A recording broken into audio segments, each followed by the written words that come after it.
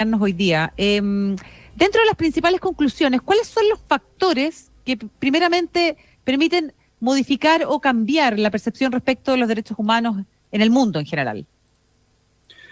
Sí, lo primero es que, como bien tú señalabas, este es un informe sobre la situación de los derechos humanos a nivel global. Es una investigación que hacemos desde Amnistía Internacional en 156 países, abordando cuáles son nuestros motivos de preocupación, cuáles son avances también de parte de los gobiernos en distintos lugares del mundo. Hoy día nos preocupa a nivel global en particular, yo diría dos cuestiones.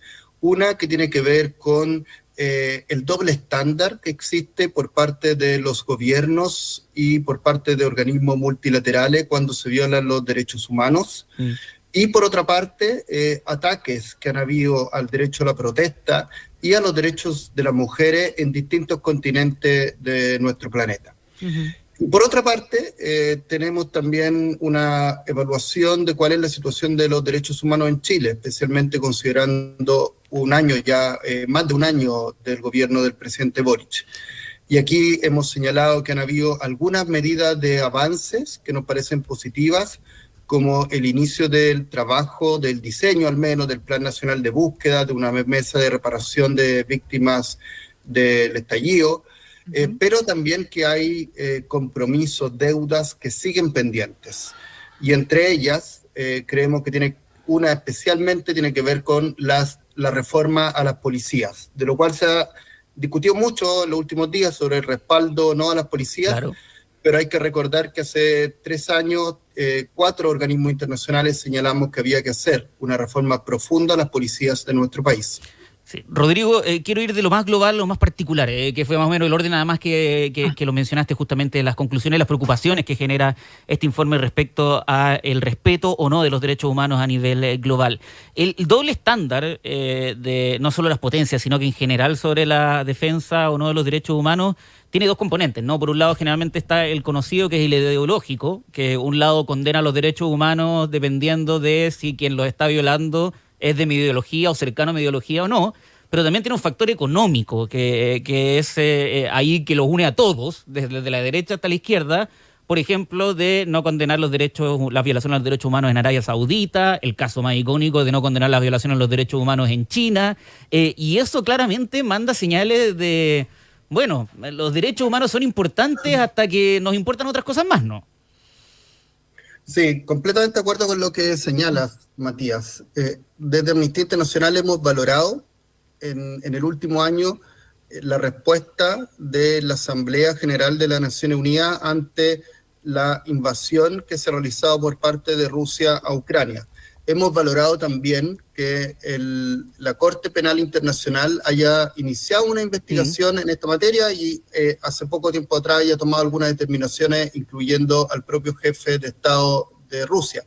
Sin embargo, tanto respecto de Naciones Unidas como de la Corte Penal Internacional, no podemos decir lo mismo respecto de lo que ha ocurrido con Israel en relación a los territorios ocupados palestinos, respecto a los ejemplos que decías tú de China y lo que ha sucedido con miles y probablemente 1 millón de personas que han sido víctimas de violaciones a los derechos humanos de la población perteneciente especialmente a sectores musulmanes y uigurú. Arabia Saudita también, son varios los ejemplos, y por cierto, algo que en lo que deben avanzar los gobiernos y los organismos multinacionales es a respetar los derechos humanos y a defenderlos en cualquier lugar del mundo, independientemente del color político del gobierno de turno. Sí. Eso te quería preguntar, Rodrigo. Acá en Chile, ¿el tema está cruzado por la ideología política? Hay varios que sostienen que sí, a ratos se defienden los derechos humanos dependiendo, ¿no es cierto?, del lado de quien venga esa defensa, ¿no? ¿Cuál es el análisis que tú haces desde tu posición en Amnistía? Efectivamente, los países suelen vincular los derechos humanos a lo que son las experiencias de sus historias. Y acá en Chile, por cierto, tenemos aún la herida abierta, y este año se conmemoran 50 años del golpe de Estado en Chile, y por lo tanto, los derechos humanos se suelen asociar a la tendencia política de las víctimas de la dictadura cívico-militar o a otras víctimas. Y la verdad lo mismo sucede en otros lugares del mundo. Les comento, por ejemplo, a nosotros de Amnistía Internacional se nos suele ver como de oposición política al gobierno de Nicaragua o de Venezuela. Claro. Y lo mismo nos sucede en China, o también se nos muestra como muy cuestionadores, justamente, y somos muy cuestionadores de lo que hace el Estado de Israel respecto de Palestina, pero eso tiene que ver fundamentalmente con lo que señalaba anteriormente, con que los derechos humanos tienen que respetarse en cualquier parte del mundo, independientemente del color político del gobierno de turno. Rodrigo, metiéndonos en la región y antes de llegar de nuevo a Chile, Latinoamérica tiene una historia lamentable recientemente con la situación de los derechos humanos, ¿no? Todo durante todo el siglo XX y también durante el siglo XXI hemos tenido casos, la verdad es que lamentables. ¿Qué tan preocupados están en este minuto de cómo los populismos también se han transformado en una forma de justificar las violaciones a los derechos humanos? Estoy pensando principalmente en el caso de El Salvador, ¿no? Y la admiración que pueden generar algunos casos también de personas que dicen, no, esto es en pos de, por ejemplo, la seguridad o mantener el orden, y dejando los derechos humanos también como una segunda prioridad o derechamente sin tenerlos en cuenta. Y eso se empieza a transformar lamentablemente en un ejemplo para varios países del continente. Sin lugar a dudas es muy preocupante lo que sucede con este tipo de gobiernos. Hemos sido enfáticos respecto de lo que está ocurriendo justamente con el gobierno de Bukele, y esta supuesta contraposición que se intenta plantear en relación a la seguridad y los derechos humanos, creemos que no debiera plantearse en estos términos. En esos términos no es posible que se avance con un conjunto de medidas de seguridad como se está haciendo en varios países de América Central, que vulneran de manera flagrante los derechos humanos. Y además, Matías, lo que te quisiera decir también es que no han demostrado ser eficaces tampoco desde la perspectiva de justamente enfrentar adecuadamente y con fuerza los problemas de seguridad y de delincuencia. Generalmente, ese tipo de política vulneratoria de derechos humanos, ese tipo de políticas que solo se centran, por ejemplo, en el aumento de penas, finalmente no resultan tampoco, además de violar los derechos humanos, tampoco resultan adecuadas para enfrentar la delincuencia y erradicar el delito. Ya. Te quería preguntar, Rodrigo Bustos, director ejecutivo de Amnistía Internacional Chile, volviendo a nuestro país, respecto de estas modificaciones al cuerpo legal que hoy día define o dibuja, digamos, los límites del uso de la fuerza por parte de las policías. La ley Naín-Ratamal, como quedó ahora, ya que las indicaciones de la ley Ratamal se sumaron a la ley Naín. ¿Está esto dentro del contexto del respeto a los derechos humanos? ¿Cuál es la evaluación que haces tú de estas normativas específicamente? Lo primero que quisiera decir es que estamos bien preocupados de cómo se ha estado dando el debate en los últimos días. Entendemos que haya consternación por los recientes fallecimientos de funcionarios de Carabineros de Chile. Queremos dar nuestras condolencias también a la familia de Rita Olivares, recientemente víctima de un homicidio mientras estaba en funciones. Dicho esto, lo que no corresponde es que se legisle de manera express en temas que son serios, que son complejos, simplemente para poder ganar algunos puntos en las encuestas o para tener el aplauso fácil de la galería.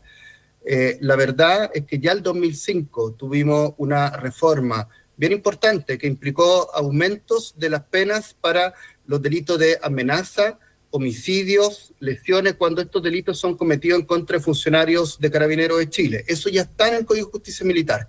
Ya hay una legítima defensa privilegiada también respecto de las policías y de Carabineros de Chile, establecida también en esa ley del 2005. Por lo tanto, la verdad es que se ha mostrado que esas no son las recetas que nos van a hacer avanzar hacia mayor seguridad, que por cierto es lo que queremos todas las personas. Lo que se requiere es un nuevo enfoque, una reforma profunda a las policías. Hoy día hay duplicidad de funciones en muchos casos entre la PDI y Carabineros. falta equipamiento adecuado a veces para enfrentar los delitos que hoy día son realmente a veces muy violentos. Falta mayor y mejor formación para los policías, para el personal de Carabineros, ojalá más de 2 años para los suboficiales de Carabineros antes de salir a la calle. Esas son medidas que no son inmediatas, que no nos van a dar un resultado inmediato, pero son las medidas más profundas que nos van a permitir tener policías que respetan los derechos humanos y que protegen adecuadamente a la población.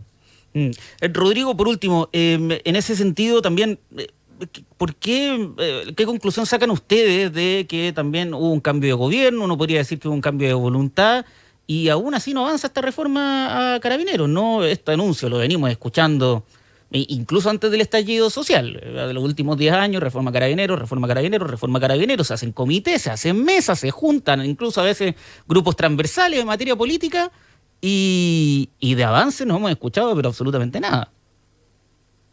Es verdad lo que señalas, es algo que se viene planteando hace mucho tiempo por diversos especialistas en materia de seguridad. Han habido varias comisiones, incluso al menos 2 comisiones que funcionaron durante el periodo de gobierno del expresidente Sebastián Piñera. Sí. Y en este gobierno estaba para algunos planteado la necesidad de avanzar en una refundación, para otros una reforma, pero la verdad es que después de al menos más de un año de gobierno, no hay hoy día una reforma a las policías que está en curso.